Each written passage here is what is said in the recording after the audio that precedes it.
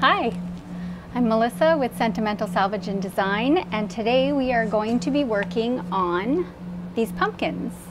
These are a 3-piece pumpkin set that we're going to be decoupaging. These are available as a kit. They will be workshops here in the store and also available as these blanks. So let's get started. Okay, so first of all, we are going to, my plan is I'm going to use this part of the Roycycled Halloween Masterboard paper. I'm going to use this part of it for this pumpkin. And then this middle pumpkin stays, we're just going to be staining this. And the top part, I'm going to do, I haven't decided yet whether I'm going to use this owl or whether I'm going to use one of these monarchs. So we'll figure that out as we go. But first of all, let's cut this paper out. So this paper has different blocks with different images.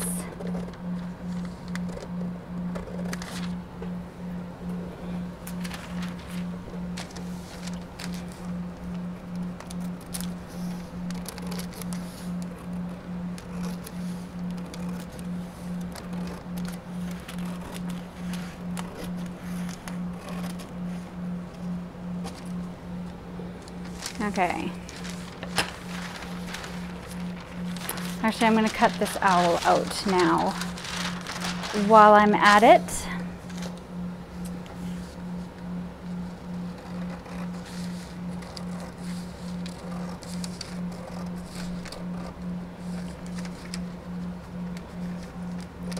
I'm going to keep that because I won't need that corner anyways.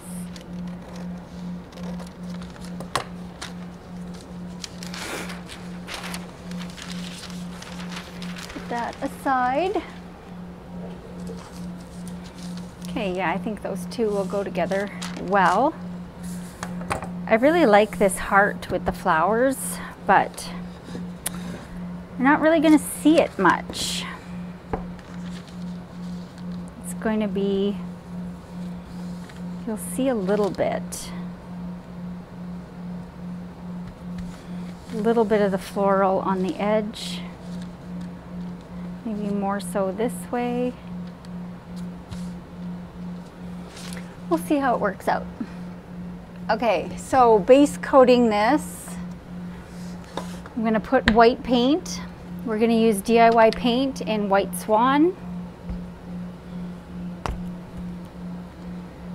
to do the base. You always want to underpaint. Well, I shouldn't say always. I like to underpaint most of the time under my decoupage with white. It just brings out the image on your decoupage paper. And I'm not super worried about getting all the way to the edge, because this is a Halloween pumpkin, so I'm just wanting it to be a little bit on the grunge side. So nothing really precise here.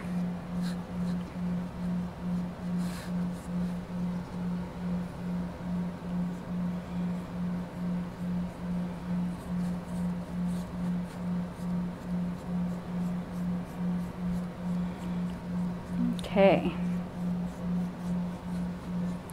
and I'm going to go ahead and paint this one. I forgot the little stem.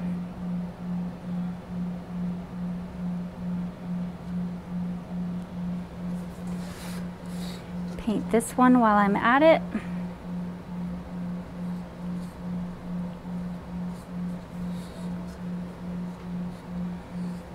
You can use any kind of paint for this step, your acrylic craft paints or chalk-based paints.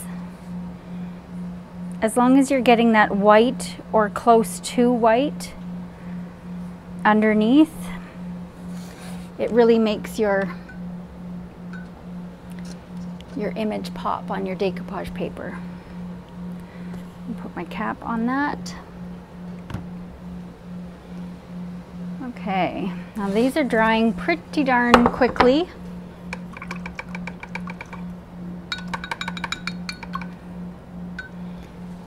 Got my everything ready.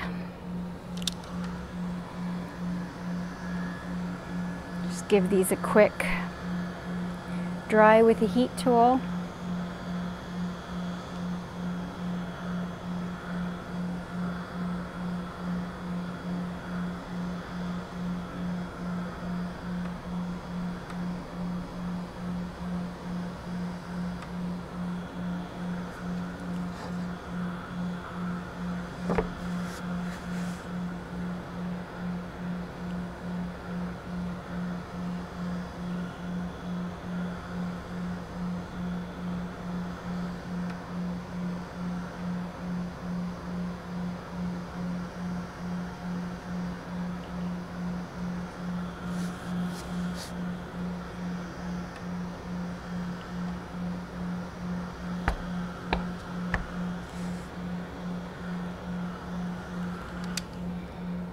Okay, now as a decoupage medium, I'm going to be using today DIY's clear patina.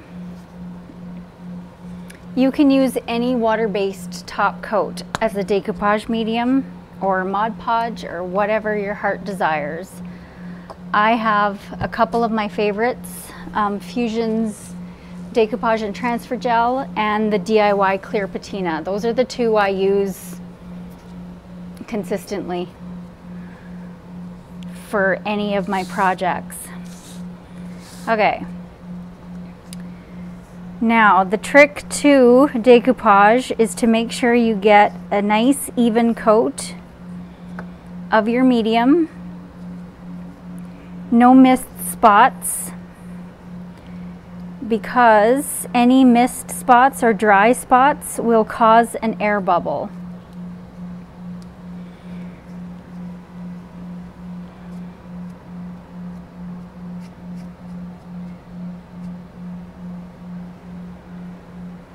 On the edges, it's not such a big deal because you can always go and touch those up, but in the middle, you can't really do anything about that. So you want to make sure.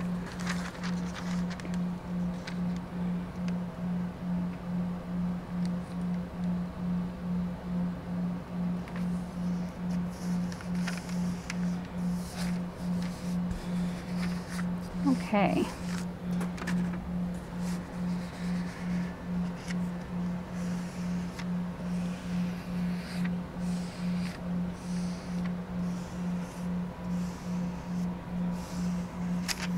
These are just a spatula and they have this felt edge on them. These are available in my Amazon store, so I will put the link in the description of this video where you can get these. They're really handy for decoupage to get a nearly wrinkle-free finish. Okay, so I'm gonna we're gonna put the top coat. I was gonna move on to the second one, but I'll just get this one done.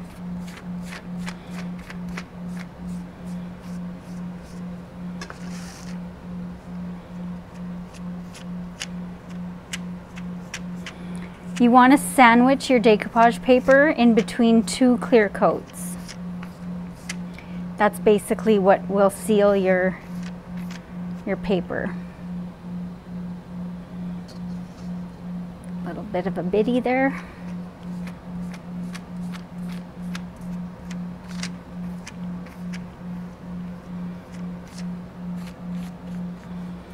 The clear patina dries, it has like a kind of a matte finish, so it's really nice.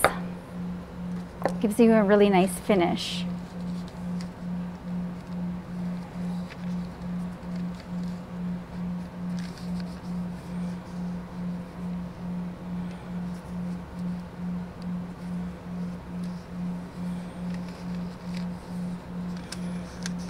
Okay, I'm just scoring this right there so I know where to line this up.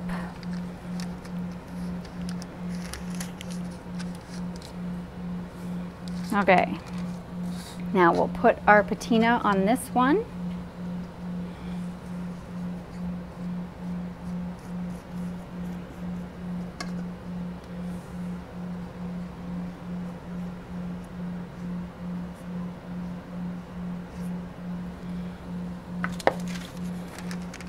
Line that guy up on the bottom.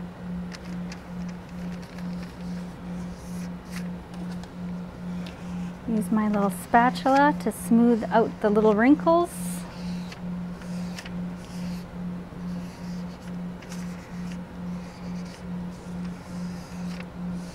I don't expect it to be completely wrinkle-free. Unless you're doing the iron-on method, that's almost impossible. So don't stress out about any little wrinkles, because lots of times once it dries, your paper will shrink back, because when it's wet it kind of stretches. So when it dries, your paper will shrink back down and you won't have those wrinkles anymore. Sometimes you're left with a little bit, but it's not a big deal. I don't think it's a big deal. I just think it adds character.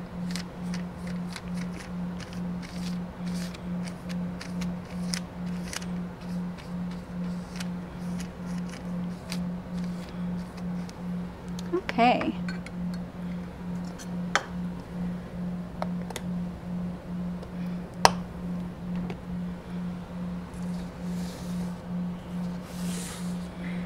So let's dry these a little bit. We'll speed them up a bit.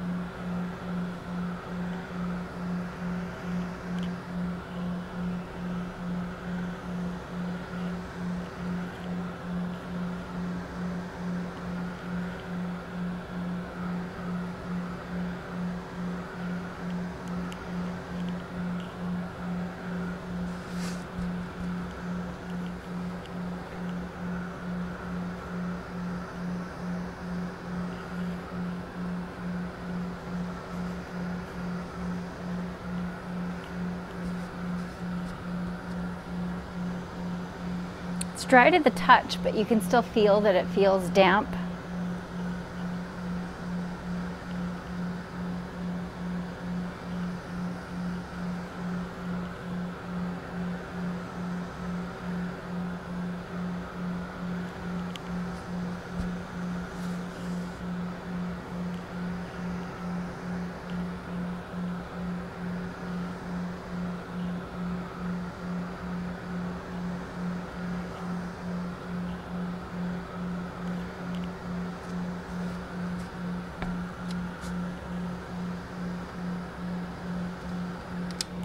Okay,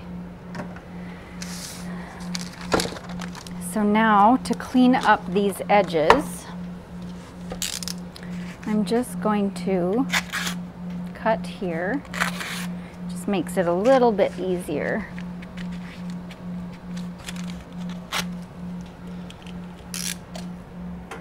And then with a sanding block, this is about a 220 grit sanding block, and you just slide down on that edge and it cleans it up perfectly.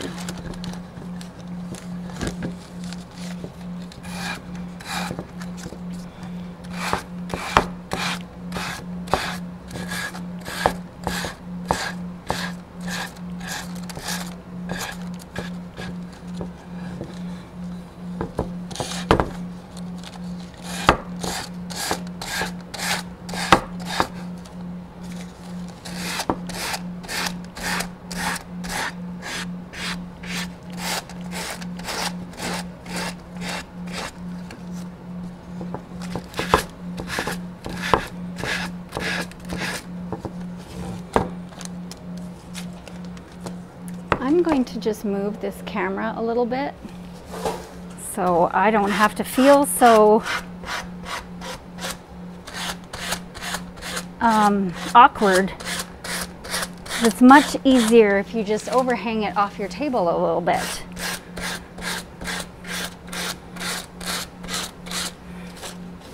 So you can see, it doesn't look so complicated that way.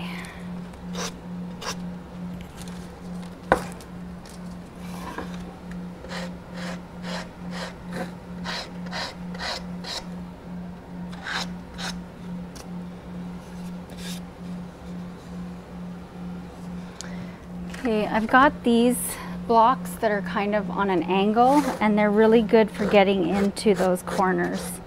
Otherwise, you can just fold up a piece of sandpaper, that works too. See how that gives you a nice clean edge? Okay, same thing on this one.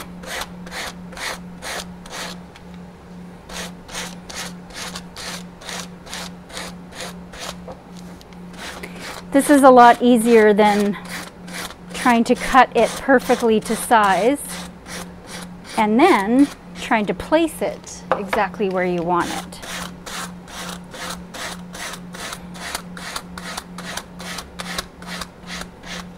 I think.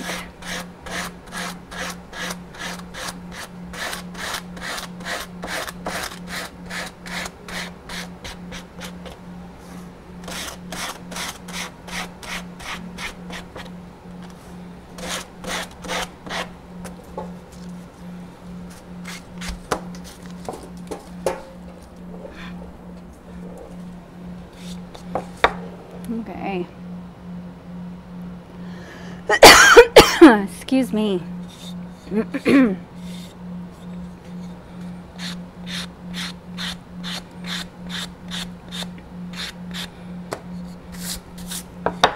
Need a drink of water.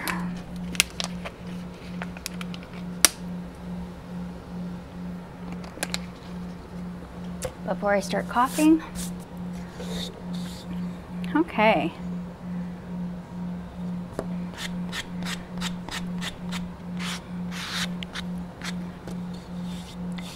I like how that turned out. And then with this one,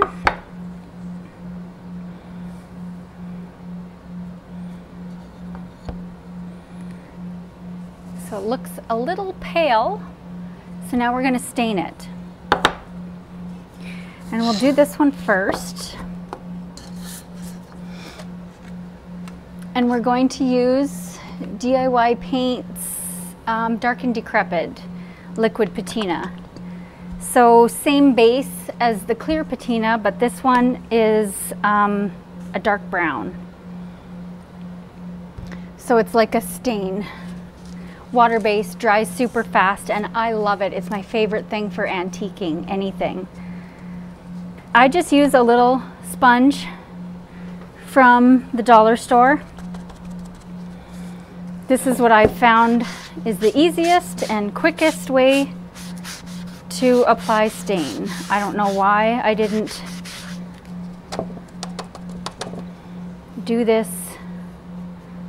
I used to use this method using like Minwax stain back in the day when I first started this venture, and I never carried it through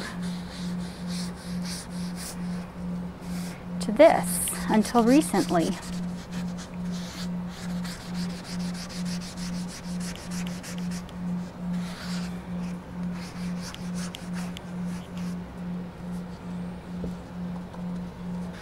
Make sure you get the bottom, just because it gives you a more finished look.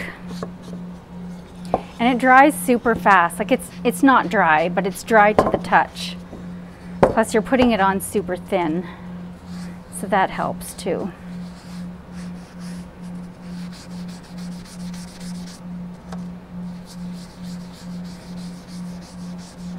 And I find using the sponge that you use a lot less product.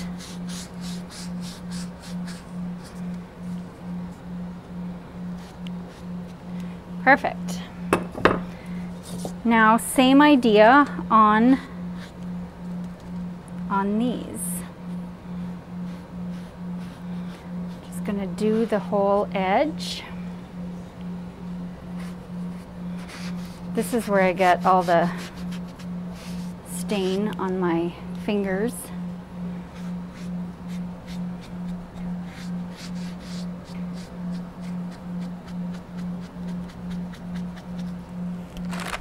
Keep a wet wipe handy, and you can just wipe back any extra that you get on here that you don't want.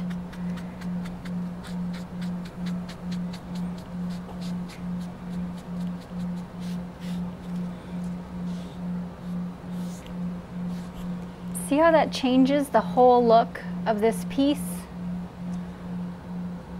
I really like it.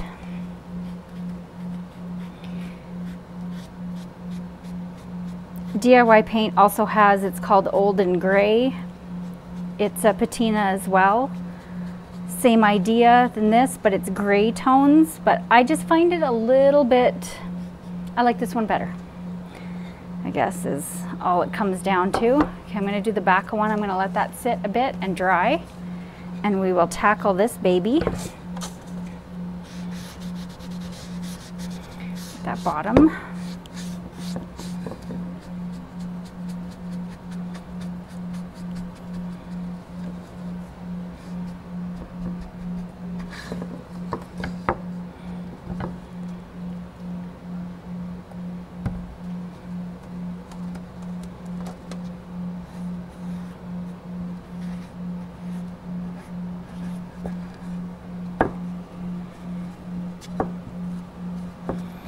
Get it right in that little corner.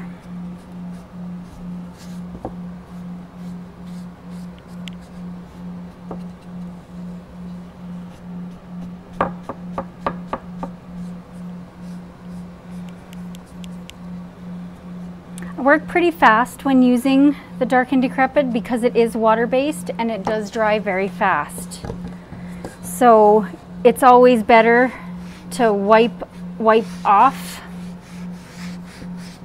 and add more than to put too much, or to leave too much rather, and not be able to then go and get it off.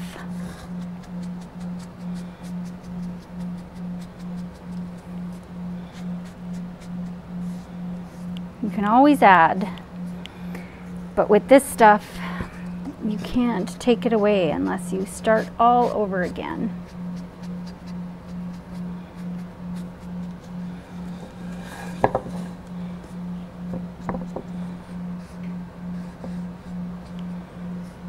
So I only work in small sections and work pretty fast with it. Okay, I'm wanting to add just a little bit more.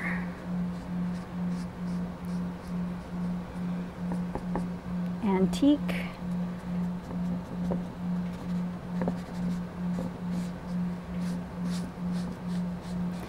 Doing this with the sponge has been a total eye-opener. No more brush strokes that you're trying to get rid of. I love how that turns out. I really, really do.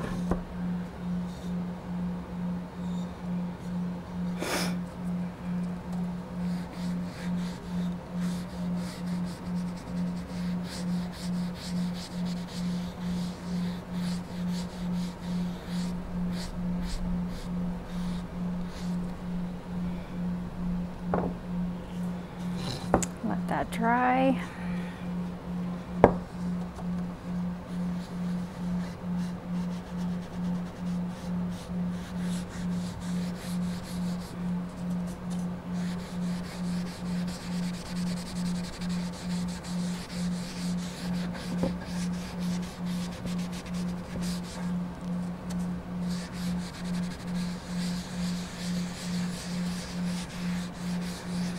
And you can always add more coats if you want this to be darker.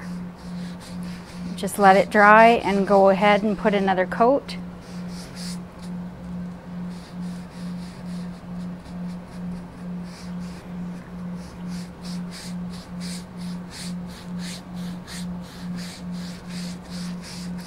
I kind of just smush it on and then go over with the grain to kind of smooth it out.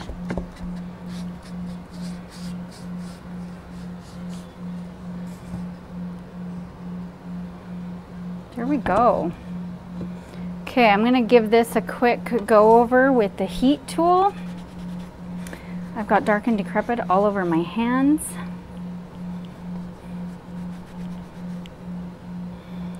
Luckily, it washes off with soap and water.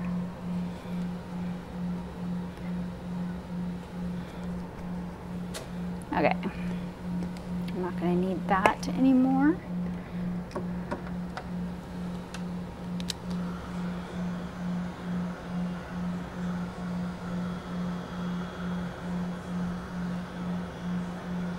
This also has a built-in sealer because it's the patina base, right? So you don't have to add an extra sealer on top. You can add a clear on top if you want to make it glossy or anything like that. You can always just give it that extra little bit, but if it was a shelf or something, I would probably add a clear coat just to give it that extra protection. But because this is a little decor piece, it's not, I don't think it's necessary.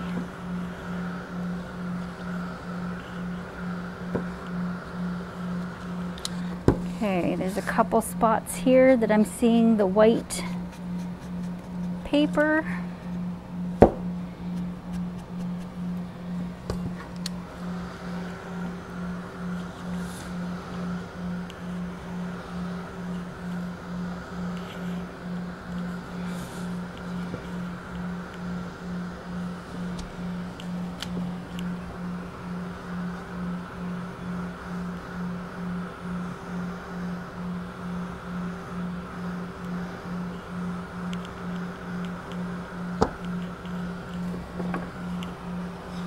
This has been put to the side quite a bit, so it's almost dry.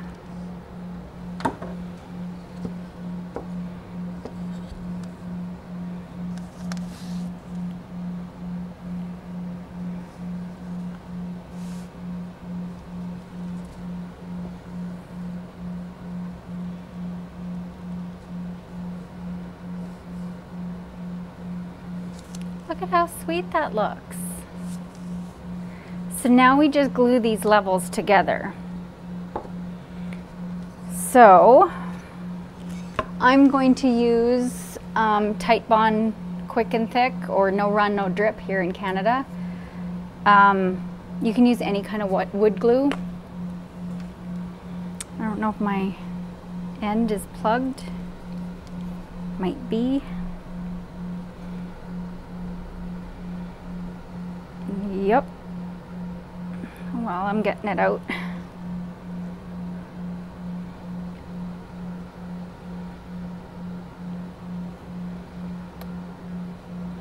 It is thick, right? That is its claim to fame. And again, it's a decor piece, so if you want to use something like this as an exterior decor piece, I would use something like E6000 to glue it together, because that doesn't shrink and dry out. But I actually think this is indoor-outdoor. No. I don't think so. Designed for finish and trim carpentry, so I don't think this will work good for exterior applications.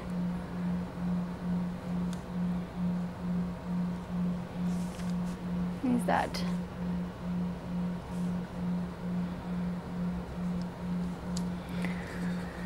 Want to make sure it's straight.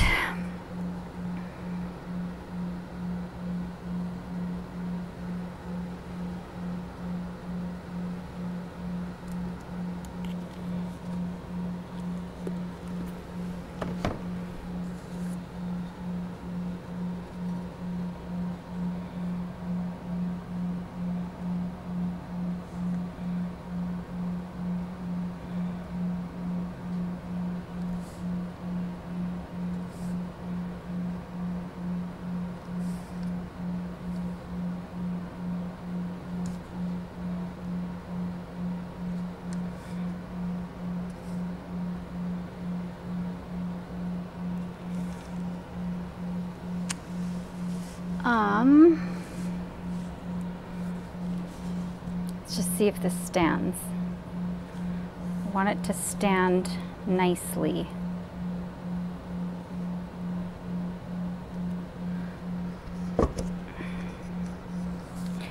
Feels level. There we go. Can you guys see that a little bit closer? There you go. So there's your layered decoupage pumpkin.